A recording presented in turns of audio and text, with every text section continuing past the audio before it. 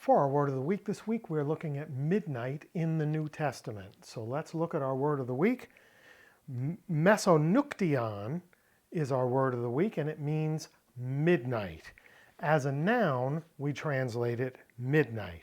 But if we look at the word, it comes from meso, mid or middle, and nux, night. So why isn't the word of the week mesonux? Well, see, we have that tion ending. That sort of hints that this is an adjective. So it was a word that was referencing the middle of the night. So it was to or toward the middle of the night or of the middle of the night. But, through usage over time, it just became adopted as midnight. So let's take a look at a couple straightforward examples of midnight, and then we'll take a look at two constructs where the word mesonuktion is not used, but the meaning is clearly being conveyed using a construction.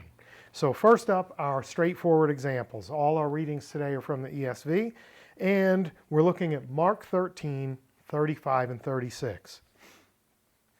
Therefore, stay awake, for you do not know when the master of the house will come, in the evening or at midnight, he mesonuktion, or when the rooster crows or in the morning, lest he come suddenly and find you asleep. Notice our word of the week has the article in front of it, he mesonuktion, the midnight. It's making it definite. And all of the time references in this verse are articular. They have an article in front of them, because these are common usage references to different parts of the night. The evening, when the day meets the night. When the rooster crows, when the sun comes up, etc. The morning, a couple hours in when there's full light. So this term is one of a group of commonly understood terms for specific parts of the night. He mesonuktion, midnight. Let's go on and take a look at another in Luke chapter 11, verse 5. And he said to them, this is Jesus talking, which of you who has a friend will go to him at midnight, mesonuktiu, and say to him, friend, lend me 3 loaves. So here we have sort of a temporal genitive of midnight. When would you go to him? When would you go to him? Of midnight, at that time of the night? That is the question. Next, we're going to look at Acts chapter 16, verse 25. This is Paul and Silas sitting in a prison cell, and they are liberated by an earthquake. So let us take a look. About midnight, katato mesonuktion, Paul and Silas were praying and singing hymns to God, and the prisoners were listening to them. And then if you read the next verse, lo and behold, they are set free from their imprisonment. We're told that it happens kata to mesonuktion. This is literally according to midnight, figuratively toward midnight, like around about that time, in the middle of the night. It's an imprecise reference, not the dead center point of the night, but toward the middle of the night, this big thing happened. Next, we're going to move on to the constructions.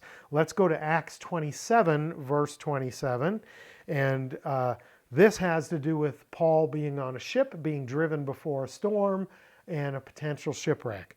When the 14th night had come, as we were being driven across the Adriatic Sea, about midnight, kata meson tes nuktos, the sailors suspected that they were nearing land. So, kata meson tes nuktos. We had kata ton mesonukton in the previous verse, nuktion, pardon me. Here, kata meson, according to the middle or toward the middle, tes nuktos, this is a genitive phrase, of the night, toward the middle of the night. So why not just use the word, the phrase that Luke had already used in chapter 16, kata to mesonuktion? I don't know, ask Luke. But his construction conveys the same idea. They're running before a storm, there's clouds, you can't see the stars, the moon, you don't know for sure where we are. All we know is that somewhere according to the middle of the night, toward the middle of the night, the sailors started getting the sense that they were closing in on land. One more, Matthew chapter 25, verse 6. But at midnight there was a cry, "Here is the bridegroom, come out to meet him." So this is the parable of the late bridegroom and the attendants, some who prepared for his lateness and others who didn't. And here we have, but at midnight there was a cry. Let's look at it below. Meses de nuktos krauge gegonen. We'll start at the end and work our way backward. Gegonen. It came to pass. It happened. What happened? Krauge, a cry.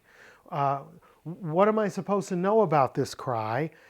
Meses de nuktos. But of the middle of the night, a cry happened. What kind of a cry was it? It's a middle of the night cry that took place. We have here an adverbial phrase, and we're supposed to understand that the kind of cry that happened in the middle of the night was a middle of the night cry. How long had they waited? They prepared for a wedding. They were ready in the daytime. They were ready when evening came. But the announcement of the bride's arrival is a middle of the night cry. He doesn't show up until the middle of the night. Again, the construct. We're supposed to understand what happened. What happened was a cry. What kind of a cry? A middle of the night cry. Pretty great stuff. It's an interesting way to reference midnight without using the word midnight. And what is the word midnight? The word midnight is mesonuktion, midnight. Nux, mesonux, midnight. And middle of the night, mesonuktion is our word of the week. Hope that was good for you. If it was, please like, share, subscribe, and all that. And until next time, Charis Kairene Humin, grace and peace to you.